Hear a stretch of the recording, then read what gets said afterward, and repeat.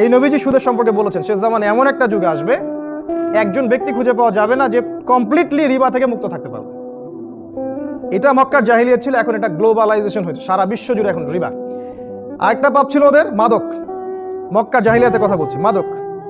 এই মাদক যে এখন সারা বিশ্বে ছড়িয়ে পড়েছে, এটা তো আপনাকে বোঝানোর দরকার নাই, বুঝতে পারেন। তখন মানুষ মাদক খেত একটা নির্দিষ্ট স্থানে বা গোত্রে বা সমাজে, এখন পুরো গ্লোবাল ভাবে মানুষ মাদক খায়। আর এটাকে পরিবর্তন করার জন্য গভর্নমেন্ট, রাষ্ট্রগুলো হিমশিম খাচ্ছে। আমাদের নবীজি একটা পলিসি অ্যাপ্লাই করেছিলেন, মানুষের আত্মা এটাকে পরিশুদ্ধ করেছিলেন নবী সাল্লাল্লাহু আলাইহি ওয়াসাল্লাম। যারা দিন রাত মাদকের সাথে সম্পৃক্ত ছিল, যখনই আয়াত নাজিল হলো আল্লাহ পাক মাদককে হারাম করেছেন, এই যে গ্লাস উপর থেকে ফেলে দিলেন। আপনি আইন দিয়ে, এই র‍্যাব পুলিশ দিয়ে মাদক ঠেকাতে পারবেন না, যতক্ষণ পর্যন্ত এই যুব সমাজের আত্মাটাকে পরিবর্তন করতে না পারবেন। যুব সমাজ মাদকের কাছে প্রশান্তি খোঁজে, ওদেরকে যখন বোঝানো যাবে প্রশান্তি কোরআনের মধ্যে আছে, তখন তারা মাদক ছেড়ে দেবে ইনশাআল্লাহ।